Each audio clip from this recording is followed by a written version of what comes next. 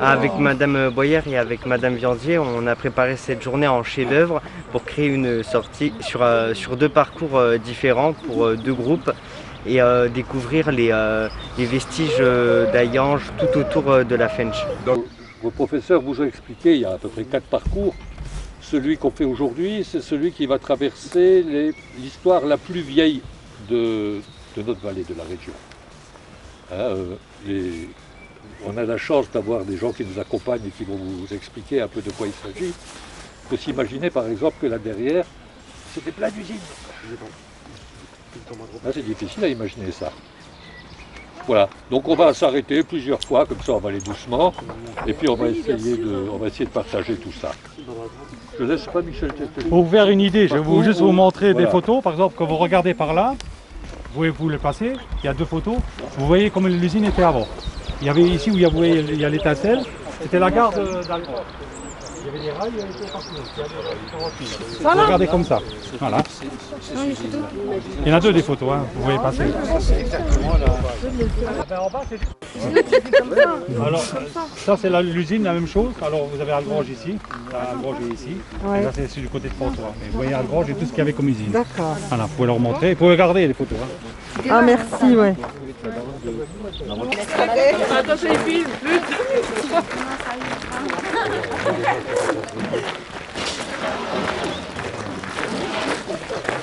vous coupez le passage au chômage, monsieur, merci. Ici, c'était occupé par les Allemands, ok? Oui, oui. Donc, quand il y a eu la libération, effectivement, ils sont passés par cette côte-là, qui venait de Fontois, et ils ont débarqué par ici, sur Algrange, pardon. Oui. C'est pour ça que cette rue, on l'a appelée la rue des Américains, parce que, voilà. D'accord, ok.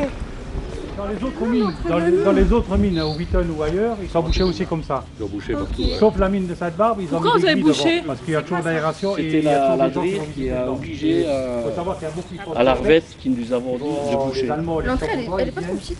Ben, normalement c'est plus gros. Et en fait, le mur est... Moi j'aime bien leurs photos, Quand mais vous avez en fait, fermé, interdit. En fait ici, Ah oui, quand même, les mecs. c'était une route. Oui. La même que de l'autre côté, je vais vous montrer après. C'était le prolongement de là, avec des rails qui rentraient dedans. Mais moi, qu'est-ce que j'ai fait? J'ai mis de la terre pour avoir un terrain. Et donc maintenant, elle paraît plus basse, effectivement. Il manque à peu près ça, quoi. D'accord. Mais le mur que vous avez fermé, il est profond ou pas? Ou genre, il est épais ou... C'est un mur d'agglo, et puis un mètre derrière, il y a encore un mur d'agglo, puis après, ils ont remblayé avec des bulldozers.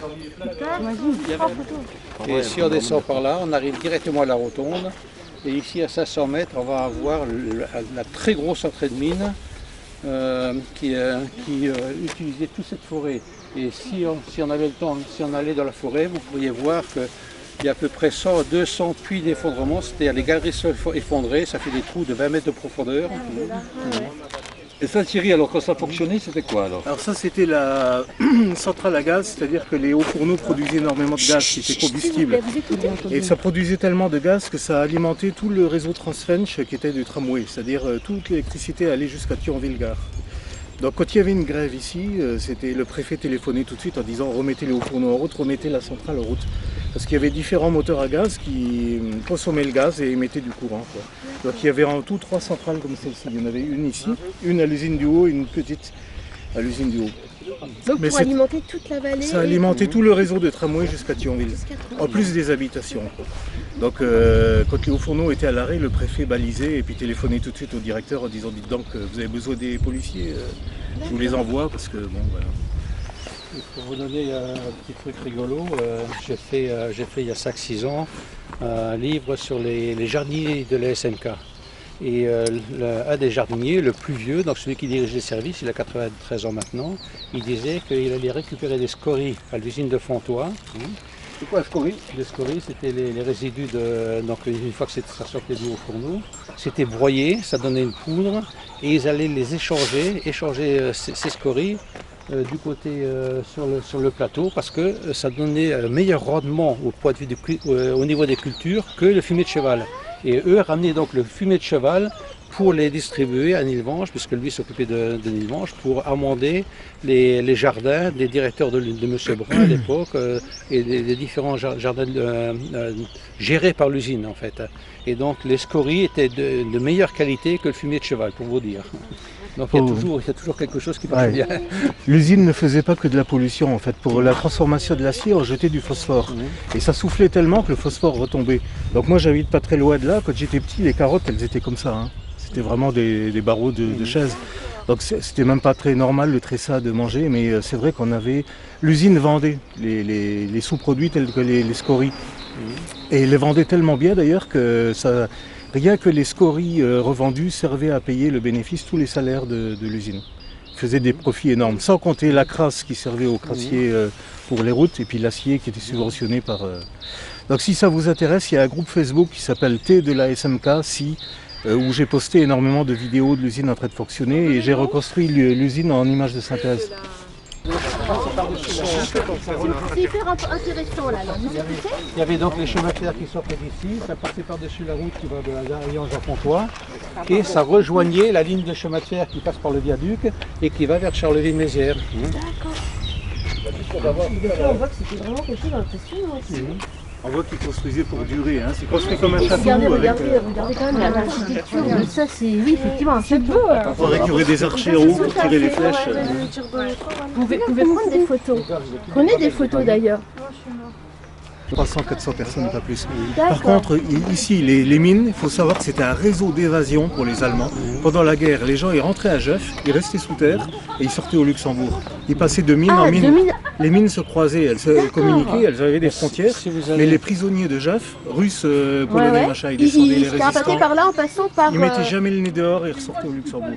Il y avait un réseau d'évasion par un directeur de la mine de Jœuf. Le directeur s'appelait Connard, c'est pas une blague, il s'appelait vraiment comme ça.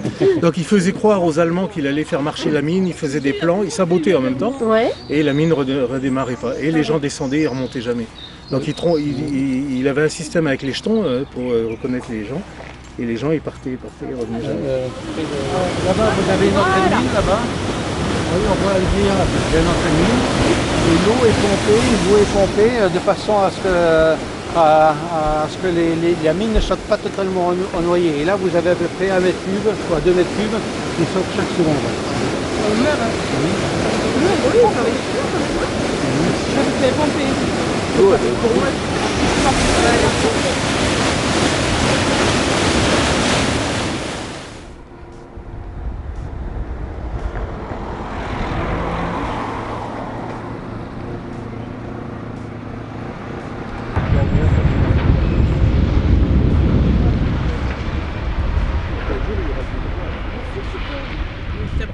Donc alors bonjour à tous, moi c'est Martin, je suis ingénieur ici à la SLAG à Nilvange. Donc je vais vous présenter rapidement le site sur lequel on se trouve. Donc c'est le crassier de Nilvange ou le crassier du Conaqueur.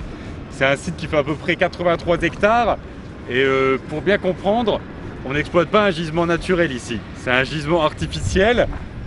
Donc comment s'est construit le crassier? Il faut remonter à la fin du 19e siècle. À l'époque ici il y avait beaucoup de mines de fer, beaucoup de hauts fourneaux. En gros on mettait le minerai de fer dans les hauts fourneaux. D'un côté on ressortait la fonte et de l'autre côté on sortait tous les résidus, tout ce qui servait pas, tout ce qui n'était pas valorisable. Donc tout ça on l'emmenait dans des wagons sous forme de liquide à fusion, en fusion, et on le déversait dans des sites qui étaient prédéfinis comme celui-ci. Ici il faut imaginer que c'était juste une vallée, il n'y avait pas de relief et pendant 100 ans on a pu déverser les résidus en fusion. Ces résidus, une fois qu'ils sont refroidis, qu'ils sont solidifiés, ça a produit une roche qu'on appelle le laitier de haut fourneau. Donc on a déposé pendant de 1880 à 1970 des résidus ici, et aujourd'hui ça a constitué le crassier. Donc pour s'imaginer à peu près la quantité que ça représente, vous voyez l'épaisseur de front rocheux en face, et ben c'est ça sur toute la superficie du site. Pour voir un peu tout ce qui a été enlevé depuis.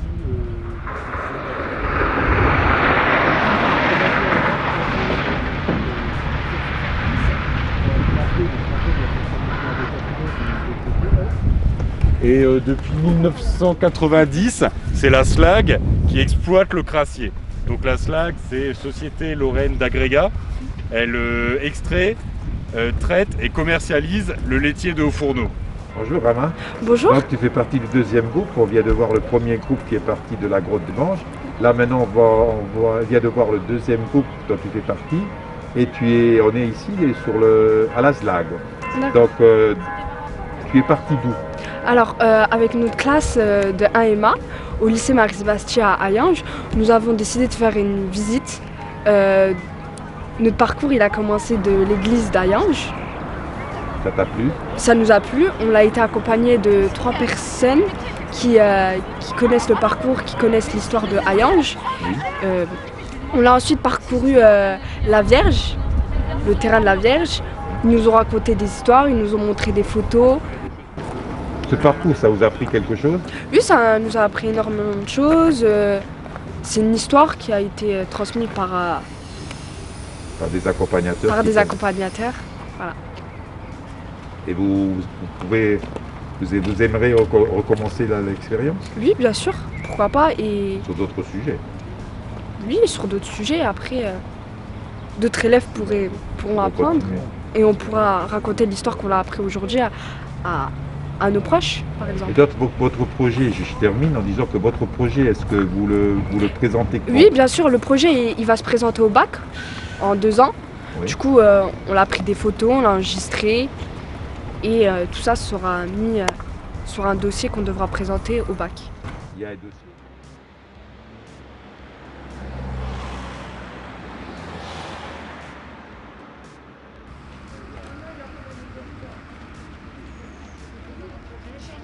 La population, alors la médiathèque, elle dépend du conseil départemental et de la commune de Nilvange. Le financement, c'est beaucoup la Moselle et aussi il y a plein de choses, des animations, des choses. Donc elle a été inaugurée en 98, hein, vous voyez, c'est pas vieux. Enfin, c'est pas vieux. Moi je dis c'est pas vieux pour moi. Hein. Mais ils n'étaient pas nés. Mais eux, pour eux, bon, ben, bien sûr. Hein. Voilà. Alors la médiathèque a été inaugurée par le ministre et tout. Et aujourd'hui elle porte un nom, il faut quand même le dire. Hein. La médiathèque aujourd'hui porte un nom, elle s'appelle Médiathèque Victor Madeleine. Et Victor Madeleine a été maire de Nilvange de 1967 à 2000. Et il a été également conseiller départemental. Et je termine entre parenthèses, et c'était mon oncle. Voilà. Et c'était votre...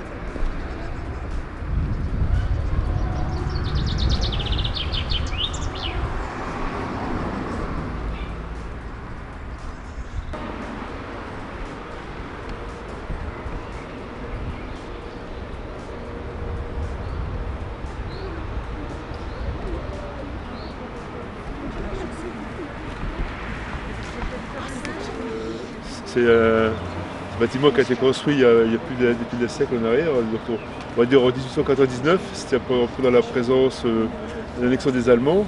Donc il y avait une usine ici qu'on appelait la SMK, la Société métallurgique de Coutanges, et donc ils ont construit ce bâtiment, c'était une maison de maître des forges. Donc le directeur d'usine c'était un maître des forges, donc à l'origine, et c'est donc une architecture d'origine allemande à la base. Hein. C'est reconnu par rapport à son style. Donc c'était construit à l'époque pour le directeur de l'usine. Donc il avait cette faveur d'avoir un tout gros bâtiment comme ça pour lui et en même temps aussi un grand parc.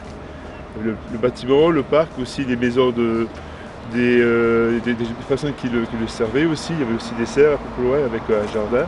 Donc on faisait la production de fleurs, de légumes pour le directeur aussi. Et le parc il a été construit aussi au même moment. Donc on a des photos noir et blanc où on peut voir les arbres à l'époque tout petits. Qui ont bien grandi depuis, hein, qui ont bien poussé. Il y a tout un îlot bien boisé, donc au parc du château, il y a à peu près 1,5 hectare de surface. C'est pas un grand parc en soi, il est intéressant parce que c'est un parc qui est assez riche au niveau arboricole. Et il y a pas mal de variétés d'arbustes et d'arbres qui sont mis en place. Et on retrouve des variétés d'arbres les mêmes variétés qu'on trouve dans les maisons de grands maîtres, de seigneurs par exemple, hein. Des choix de chênes, par exemple de platanes et tout ça. Voilà. Et le bâtiment, donc il vivait donc ici à l'époque toute une famille qui vivait là-dedans. Donc ils avaient comme du luxe hein, d'avoir comment dire un beau bâtiment pour eux quand même. On va visiter parce qu'après on le voit encore le luxe. Oui, ouais, c'est vrai que c'est. À l'intérieur, on peut encore découvrir pas mal de vestiges de l'époque par le biais du travail du bois, par le biais du travail du marbre par exemple. Même au niveau des vitres, il y a des vitres qui sont biseautées, c'est la technique ancienne. Travail de la forge aussi, donc c'est parce que c'est vraiment ici, on peut voir les remparts qui sont les montées d'escalier, donc sur chaque côté, c'est des rambardes qui ont été forgées à la main à l'époque. Hein. C'était une capacité de travailler le fer qu'on peut moins faire aujourd'hui, c'est un peu plus compliqué pour travailler cette matière-là. Et sinon, donc jusqu'en 1975, à peu près, grosso modo, ça appartenait à l'usine. Après, ils sont partis, ils ont plus ou moins laissé à l'abandon le lieu. Donc ici, alors, là où on est actuellement, à l'époque, quand la mairie a repris ce lieu, il y avait toute une forêt qui a poussé sur le parvis, hein, donc la nature a repris le dessus. Partout, hein, sur le bâtiment aussi, il y a le lierre, il y avait pas mal d'éléments qui se sont développés. La mairie a repris ce bâtiment-là avec l'ensemble du site et ils ont fait un gros travail de remise en état de l'intérieur et de l'extérieur aussi. Et à peu près, donc l'idée de M. Baden, donc à l'époque, c'est de pouvoir aussi en faire un lieu vivant aussi et permettre à la population d'Île Vosges et d'ailleurs de nouveau reconquérir ce lieu qui était vraiment destiné qu'aux directeurs. Personne ne pouvait rentrer dans le parc, c'est vraiment tout était fermé. L'entrée principale du parc se faisait en bas. Donc il y avait un gardien, il y avait aussi un beau portail. Et donc on peut imaginer dans les châteaux, une grande allée comme ça. À l'époque, il n'y avait pas de voiture comme aujourd'hui, donc ils avaient une calèche avec ses chevaux et tout ça. Et ils montaient à ce niveau-là, ils arrivaient ici. Et l'entrée qu'on prend nous en général du parc, c'est plutôt l'entrée qui était destinée aux jardiniers, aux valets, aux serviteurs et tout ça. Ensuite, voilà. Alors le château, qu'est-ce que t'en dis? Je trouve qu'il est très beau. Et tu t'es déjà venu? Non, jamais. Jamais. Mais c'est l'occasion de faire venir des gens que tu connais.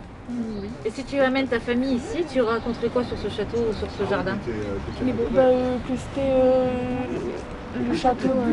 Est-ce que c'est réellement un château? Non, c'est pas un château. C'était un bâtiment. C'était un bâtiment. Maison de maître. Voilà, c'est une maison de maître. C'est pour. C'était le directeur. Voilà, c'était pour le directeur et il avait la vue sur son entreprise, enfin sur son entreprise du coup, quand il se réveillait et du coup, voilà. Et pourquoi les gens d'ici appellent ça le château alors que c'est une maison des forges, des maîtres de forge? Parce que c'était comme, parce que c'était le directeur, c'était comme un maître, enfin je sais pas comment expliquer.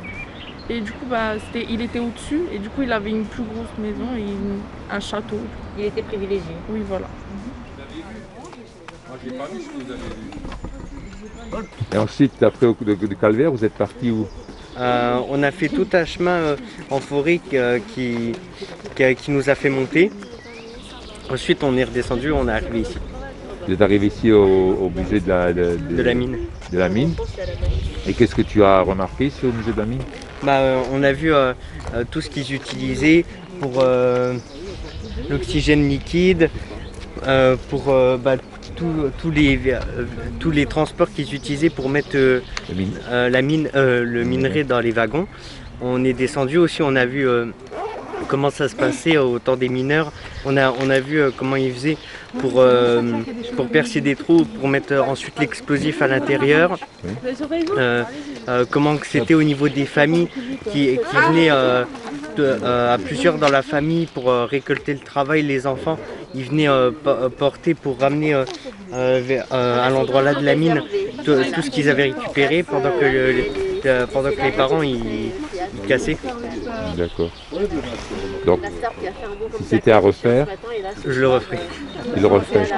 Et donc ça t'aidera pour ton mémoire ou pour ton projet? En projet, j'ai déjà un thème de choisi, mais pourquoi pas s'il y avait un autre sujet, s'il fallait choisir un autre sujet, pourquoi pas.